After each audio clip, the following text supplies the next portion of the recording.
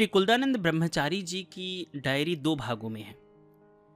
तो दूसरे भाग का मैंने ऑडियो बनाना शुरू किया था क्योंकि पहले मेरे पास दूसरा भाग ही उपलब्ध था। तो 1 से लेके 33 एपिसोड तक पुस्तक के दूसरे भाग का है अध्याय, और 33 के बाद ये जो आप अभी सुन रहे हैं ये उसी पुस्तक का है।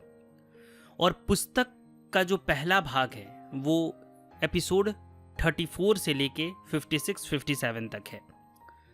तो आप अगर सीरियल वाइज ऐसे सुनना चाहते हैं तो सुन सकते हैं। तो अभी जो आप सुनने जा रहे हैं वो एपिसोड 33 के बाद का जो अध्याय है ना, वह है जनवरी फरवरी सन 1891। प्रकृति पूजा से दुर्दशा, श्री श्री गुरुदेव का अभयदान। घर आकर गुरुदेव के आदेशानुसार ब्रह्मचर्य के नियम का यथारीति प्रतिपालन करके साधन भजन में दिन रात बिताने लगा। गांव के वृद्ध ब्राह्मणगण, आत्मीय एवं माननीय जन, जो लोग इतने समय तक मुझसे व्यवहारिक अनाचार के कारण बहुत अप्रसन्न थे, वे लोग भी मेरी भूरी भूरी प्रशंसा करने लगे। सभ्य असभ्य, स्त्री पुरुष आदि सभी मुझे सदाचारी, चरित्रवान, भजन निष्ठ ब्राह्मण समझकर मेरी श्रद्धा भक्ति करने लगे। दूर ग्रामवासी एवं पास पड़ोस के लोग मुझे अपनी शारीरिक, मानसिक एवं सांसारिक नाना प्रकार की दुरावस्था और विपत्ति की बात कहकर आशीर्वाद चाहने लगे। भगवान की कृपा से कुछ लोग असहनीय रोग, आपद विपद से छुटकारा पाकर वृथा ही मेरे समक्ष कृतज्ञता प्रकट करने लगे। चारों ओर मेरी प्रशंसा होने लगी। मेरे ऊपर गुणों का आरोप पूर्णतः निरर्थक है। इन सब कार्यों से मेरा कोई संपर्क नहीं। यह स्पष्ट जानकर भी लोगों का किया हुआ गुणगान मुझे अच्छा लगने लगा। समय समय पर देखने लगा जिनका कष्ट मेरे मन को स्पर्श करता है, जिनकी विपत्ति से मैं विचलित होता हूं, उनके कल्याण की मैं कामना करता हूं, तो ठाकुर उनका मंगल करते हैं, उत्पात को दूर करते हैं। यह सब देखकर मुझे लगा एक एक नियम का पालन करके चलता हूं, साधन भजन में दिन रात बिताता हूं, लोग मेरे चरित्र एवं अनुष्ठान की बड़ी प्रशंसा करते हैं, अतः यथार्थ में मैं धन्य हो गया हूं। इस प्रकार का भाव मन में आने से अपने ऊपर मुझे अत्यधिक विश्वास होने लगा। सोचा ठाकुर के अलौकिक ऐश्वर्य का एक कण मेरे भीतर संचारित हुआ है।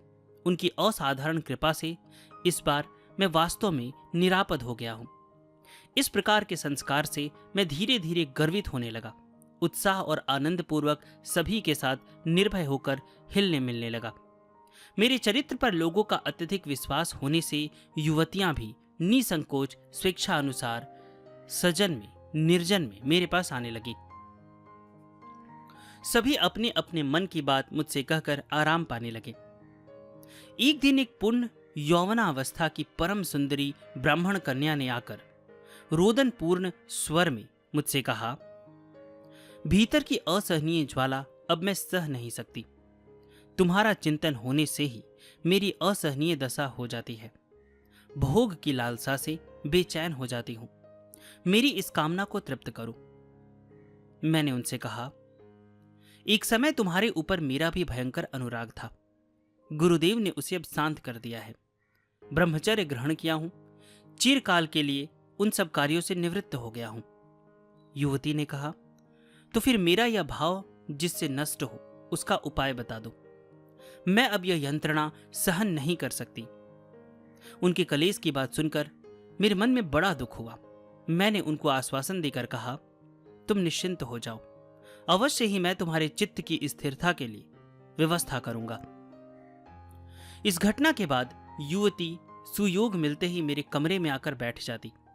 मैं भी धर्म प्रसंग से नाना दृष्टांत देकर संयम का उपदेश देता, किंतु अवसर पाते ही वह व्याकुल होकर अपनी असहनीय ज्वाला की निवृत्ति का उपाय मुझसे पूछती।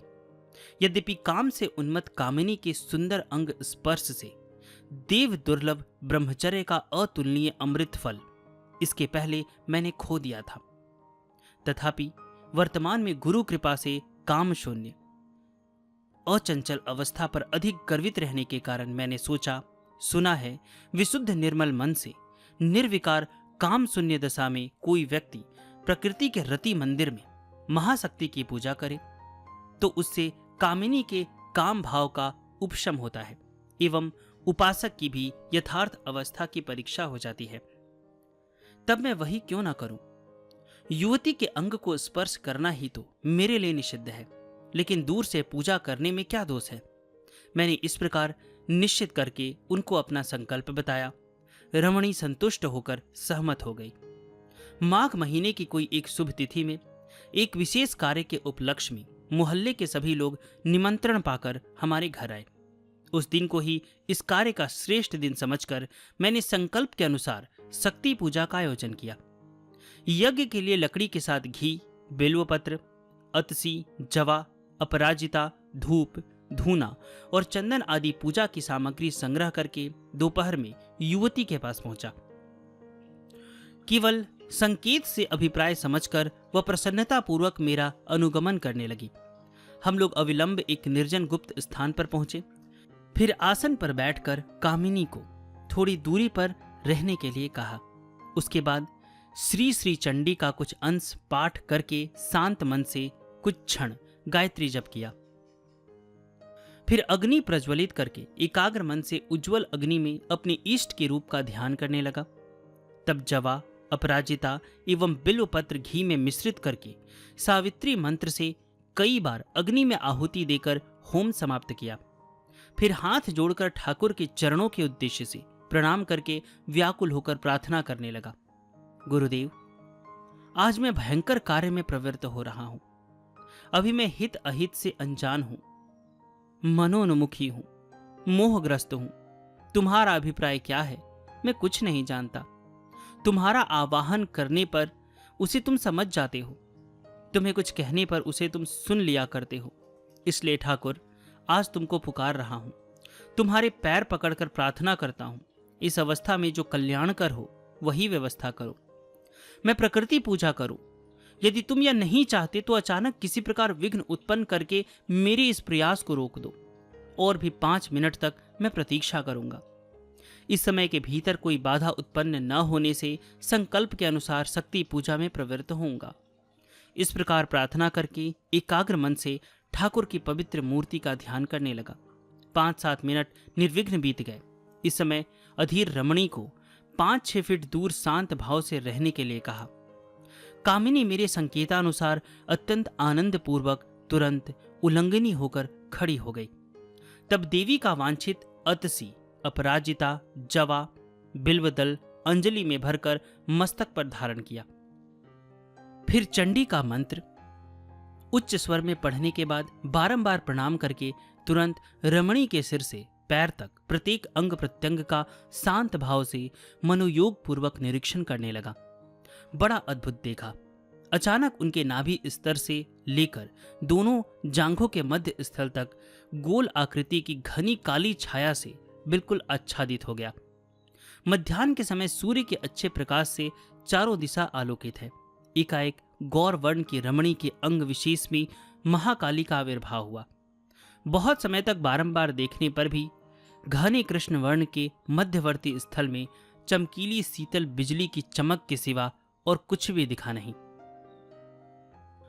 असंभव दृश्य देखकर मेरा सारा शरीर रोमांचित हो उठा, बारंबार सिहरने लगा। मस्तक की पुष्पांजलि भगवती के चरणों के उद्देश्य से अर्पण करके साष्टांग प्रणाम किया। अद्भुत है भगवान गुरुदेव की लीला, अद्भुत है भगवती योग माया का खेल। क्या दिखलाए, क्या देखा।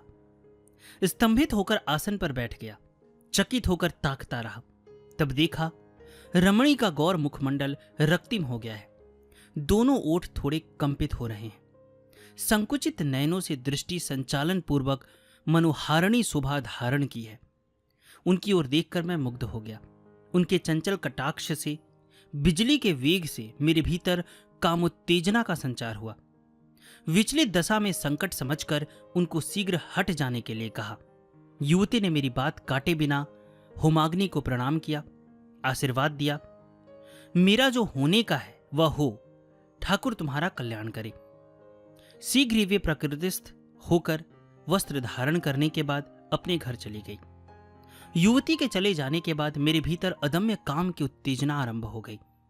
प्राणायाम, कुंभक आदि से उत्तेजित भाव को शांत करने में असफल हो गया। विपत्ति समझकर तुरंत आसन से उठ गया। इस दुस्साहसिक कार्य के साथ साथ मेरी भयंकर दुर्दशा आरंभ हो गई। भगवान गुरुदेव का अभिप्राय क्या है पता नहीं। युवती के काम विकार का संपूर्ण विराम तो हो गया, किंतु दिनों दिन मैं कामाग्नि से दग्ध होने लगा। लगता है परम दयालु गुरुदेव ने अवला की अपूर्व सरलता का अवलोकन करके उसकी ज्वाला दूर कर दी एवं मेरे भयंकर उग्र अनुष्ठान में अधिक साहस और हठकारिता देखकर काम से पीड़ित कामिनी के काम भाव को मेरे भीतर संचारित कर दिया। मैं रात दिन कामाग्नि में जल भूनकर छटपटाने लगा। किस प्रकार यह ज्वाला दूर होगी, किस उपाय से इस विपद से रक्षा होगी, सब समय केवल वही सोचने लगा। फिर निश्चय किया अस्थि मज्जा जलाकर कठोर साधना करूंगा। उसी के अनुसार मैं परिमित आहार यानी 1 मुट्ठी चावल का 1/3 अंश कम कर दिया। भोजन बनाने में थोड़ा ही समय लगाकर अन्य समय निर्जन जंगल में जाकर साधना करने लगा। शयन बिल्कुल नहीं करता, निद्रा एक प्रकार से त्याग दी। सामने धूनी जलाकर प्राणपण से साधना करके रात बिताना आरंभ कर दिया। नींद आने से कभी एक पैर पर खड़े होकर तो कभी चहलकदमी करके नाम जप करते करते रात काटने लगा। अत्यधिक नींद आने पर कुछ समय के लिए खड़े खड़े ही सो लेता हूं। दिन में 3 बार स्नान, खट्टे मीठे कड़वे आदि रसों का त्याग एवं लोक संग का त्याग आदि सब बड़ी कठोरता पूर्वक करने लगा। उससे मेरी अहेतुकी उत्तेजना का बहुत कुछ उपशम तो हुआ, लेकिन पहले जैसी अवस्था किसी भी प्रकार से पुनः प्राप्त नहीं हुई। बीती घटना की छवि अचानक अंतःकरण में उदित होकर मुझे बेचैन करने लगी। मैं हताश हो गया, चारों ओर अंधकार देखने लगा। ठाकुर की कृपा के सिवा अब अपना उद्धार होना असंभव समझकर गुरुदेव को यही कुछ बातें लिखकर बतलाया। परम पूजनीय श्री श्री गोस्वामी जी, श्री चरण कमलेशु, आपके आदेशानुसार वृंदावन से अयोध्या जाकर वहां प्रायः 2 महीने था। फिर घर आकर इतने दिन मां की सेवा में बिताया। इतने दिन बड़े आनंद में था। आजकल की मेरी सब दशा आप देख ही रहे हैं, अतएव फिर लिखने से क्या लाभ। इस समय मुझे जो करना होगा शीघ्र ही बतलाइएगा। अपने मन के ऊपर इस समय मेरा कोई अधिकार नहीं है। दया करके इस समय आप रक्षा करेंगे तो कीजिए, आप रक्षा नहीं करेंगे तो फिर इस समय मेरा कोई सहारा नहीं है। ब्रह्मचर्य आपके कहने से आपकी दया और शक्ति के ऊपर निर्भर करके ही लिया हूं। अब व्रत भंग होने पर मैं उत्तरदायी नहीं हूं। पहले मेरी प्रकृति जानकर ही तो यह व्रत दिए हैं। सेवक श्री कुलदा। पत्र लिखने के बाद श्री वृंदावन से सीधे मेरे पास 4 पत्र आ गए। स्वामी जी हरि मोहन ने लिखा, भाई गुरुजी ने तुम्हारा पत्र पढ़कर तुरंत हाथ हिलाकर मां भय मां भय मां भय उच्च स्वर में 3 बार कहा। कुछ क्षण चुप रहकर हरीर नाम हरीर नाम हरीर नाम एव केवलम कलो नास्त्येव नास्त्येव नास्त्येव गतिरन्यथा कहकर तुम्हें अभय प्रदान करके पत्र लिख देने के लिए कहा। तुम्हारी जानकारी हेतु लिखा है, निर्भय हो जाओ। योग जीवन ने लिखा, गोस्वामी जी ने तुम्हें लिख देने को कहा। यदि घर पर रहने में असुविधा लगे तो समय समय पर गिंडारिया जाकर रहो। घबराओ नहीं, हम लोग भी शीघ्र जा रहे हैं। इस प्रकार श्रीधर व माता ठकुरानी ने भी लिखा, तुम्हारे प्रति गोसाई जी की असीम कृपा है। चिंता की कोई बात नहीं, निर्भय हो जाओ, आनंद करो। पता नहीं गुरुदेव ने इन लोगों के पत्र में कैसी अलौकिक शक्ति डाल दी। पढ़ते समय प्रत्येक पत्र के प्रत्येक अक्षर से नया तेज, नया उत्साह आश्चर्यजनक रूप से मेरे हृदय में संचारित होने लगा।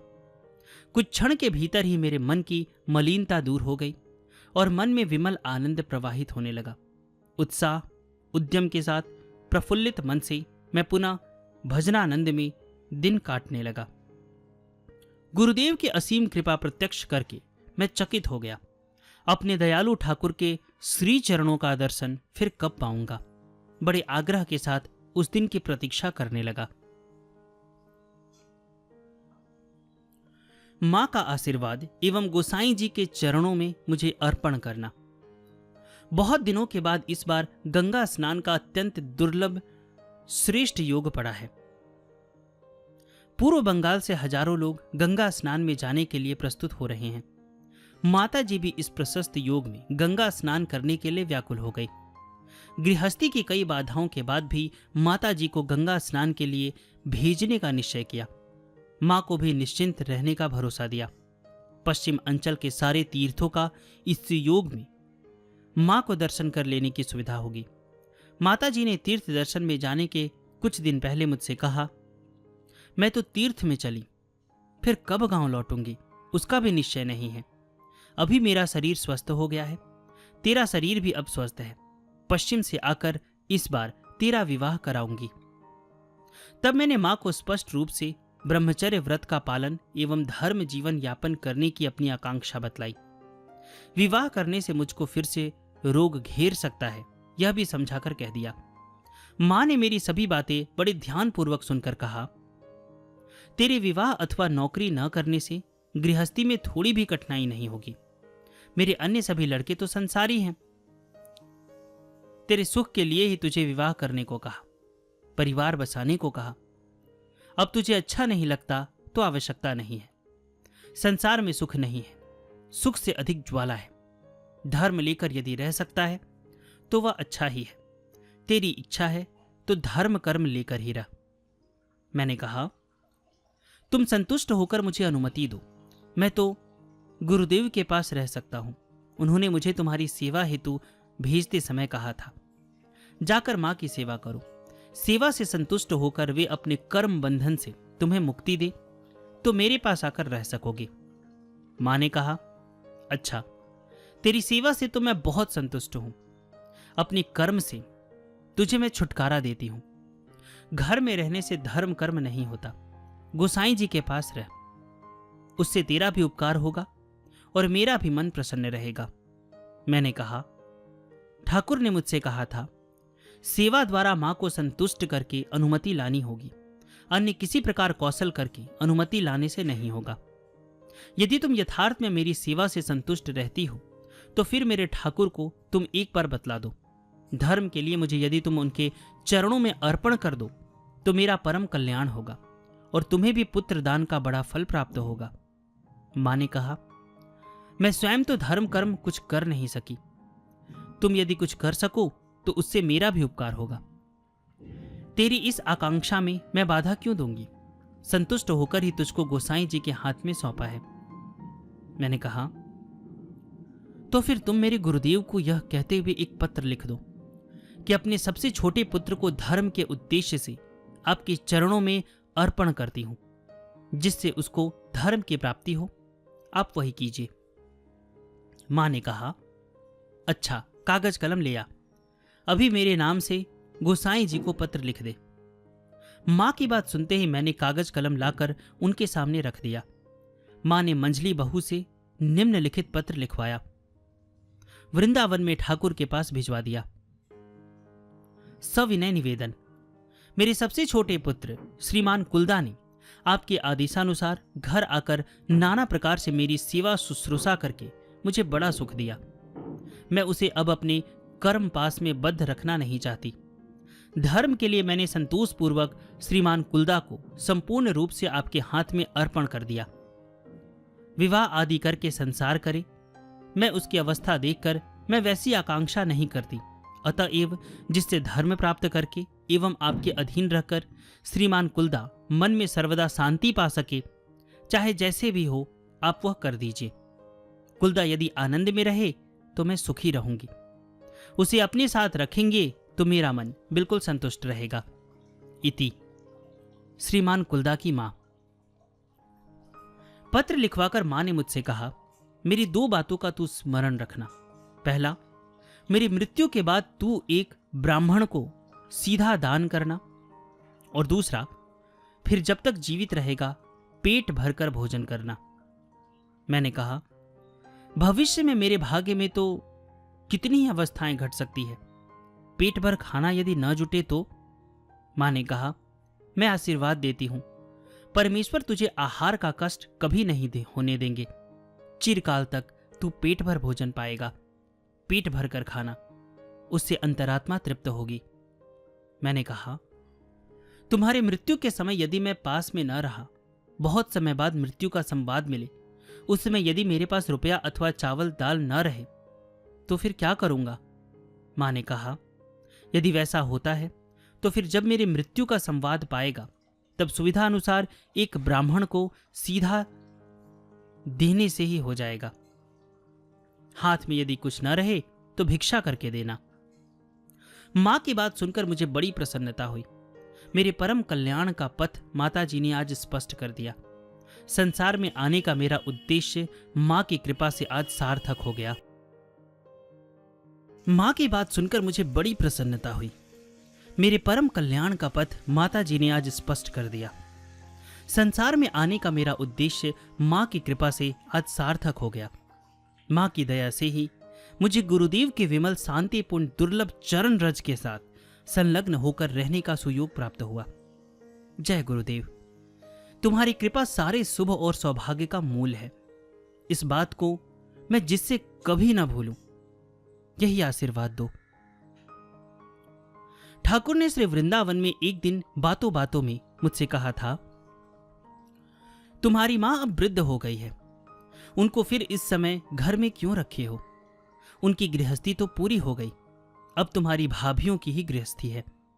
वे लोग ही अब घर बार देखे, संसार करे। तुम्हारे भाइयों का कर्तव्य है मां को अब तीर्थ में रखे। काशी या श्री वृंदावन में अब उनको वास करने देने से उनका यथार्थ उपकार होगा। वृंदावन की अपेक्षा काशी उनके लिए अच्छा है। तुम लोगों का इस विषय में चेष्टा करना कर्तव्य है। उस समय ठाकुर की बात सुनकर मां को संसार के झमेले से हटाकर काशी में रखने की प्रबल इच्छा हुई थी। बड़े भैया से भी इसके लिए विशेष रूप से अनुरोध किया था। इस बार सुयोग पाकर अनेक विघ्न बाधाओं के बाद भी ठाकुर की बात का स्मरण करके मां को तीर्थ भेज दिया। मां स्वस्थ शरीर से पश्चिम की ओर निकल पड़ी। मेरे मन में एक बात आ रहा है कि जो भी भक्त यह सुन रहे हैं, अगर उनकी माता वृद्ध हो गई है या वृद्ध नहीं भी हुई है, ऐसी अवस्था में है कि उनकी सेवा करने की आवश्यकता है, तो आप लोगों को स्वयं ही सेवा करनी चाहिए। ये नहीं सोचना चाहिए, अगर जो गृहस्थ में है तो ये नहीं सोचना चाहिए कि मेरी पत्नी आई है तो मेरी पत्नी ही सेवा करे। आपको स्वयं करना चाहिए। आपकी माता जी है, आपको स्वयं उनकी सेवा करनी चाहिए, खूब सेवा करनी चाहिए। और ये कोशिश करना चाहिए कि आपकी वजह से उनकी आंखों में आंसू कभी ना आए।